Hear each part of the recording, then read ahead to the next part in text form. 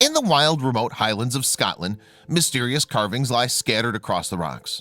First carved by human hands thousands of years ago, their purpose remains unknown in modern times. But thanks to a new research project, the truth behind these strange ancient artworks could finally be revealed. Amateur archaeologist George Curry has had more an eclectic career path than most. At 14, he left school to focus on his music and eventually found fame as the lead guitarist in the 1970s band Darts. But after enjoying the rock and roll lifestyle, he quit the band and began teaching instead. However, it was Curry's other passion that ultimately led to a surprising role in Scottish archaeological history.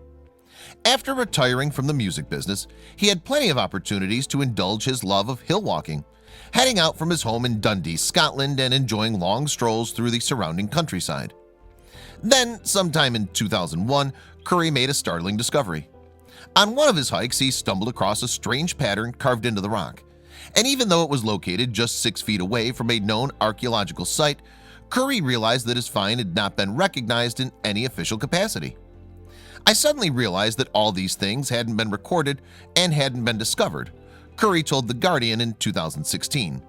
Encouraged, he set out to find some more. And over the course of the next 15 years, he managed to track down more than 670 ancient carvings, some dating back to the Neolithic era.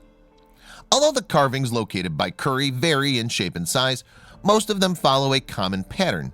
Essentially, they're all based around cup-shaped indentations in the rock, frequently surrounded by rings and horseshoe designs. Furthermore, many of them sit at the center of a network of grooves and lines. According to experts, some of these carvings date as far back as 4000 BC. And although their locations are spread across the Scottish countryside, a picturesque region in Perthshire, close to Curry's home in Dundee, it's considered something of a hotspot for these Neolithic sites. Surprisingly, Curry often finds these carvings on rough outcrops of rock rather than on smooth sections of stone. Sometimes the markings actually use the contours, cracks, and fissures as part of the ornamentation, he explained. It's almost as if the engraver is working with the material, and that's really influencing their decisions. In 2009, Curry made one of his most impressive discoveries, a single large stone covered in more than 90 cup-shaped marks, located on the slopes of Ben Lars, one of Scotland's highest peaks. The designs are thought to be between 3,000 and 5,000 years old. In some places, traces of the original tool strokes can still be seen. But despite his many discoveries, Curry remains in the dark about the carving's original purpose. "There's no way we can tell what's going on, but it's obviously something very important to the people that made them," he told the Scotsman in 2009. "They're very mysterious. It's like a message from thousands of years ago." Interestingly, Curry's not alone. In fact, experts remain stumped as to why ancient humans decided to carve these designs into the rock. While some believe that they were used to denote life milestones or pathways, others have suggested that they held some unknown spiritual significance. In some circles, there are even those who believe these ancient carvings are somehow linked to visitors from another planet. And although that seems like a bizarre explanation, it's worth noting that similar designs have showed up in places as distant as Africa, Australia, and Korea, despite the fact that there was no known contact between these regions at the time. Although Curry's been responsible for tracking down a large portion of Scotland's ancient rock carvings, he's not been working alone.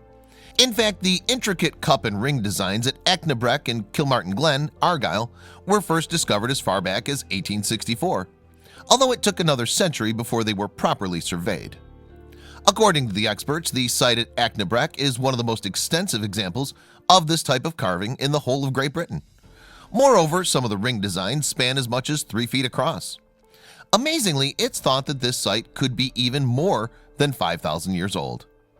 But despite the presence of impressive sites like Achnabrek, most of the work cataloging these incredible carvings has historically been left to amateurs such as Curry. But in 2017, the conservation group Prehistoric Environment Scotland launched an ambitious project that looks set to change that. Funded by Scotland's Arts and Humanities Research Council, the project aims to compile a database of every prehistoric carving in the country. Over the course of 5 years, experts from Glasgow School of Art and Edinburgh University, along with a team from Argyll's Kilmartin Museum, will work to catalog these impressive finds. Using three-dimensional scanners, the group will be able to study the carvings in far greater detail than has previously been possible. And to Curry, the project could be the key to unraveling their mysteries once and for all. Apparently, by studying the designs across different locations and periods, it might be possible to build up a clear understanding of their original purpose. Many have symbolism that dates back thousands of years, and we know little about why they were created, Curry told the Scotsman in 2017. But in some places, they've been reused thousands of years later in Pictish carvings or incorporated into hill forts. Will this research finally reveal why these carvings were so important?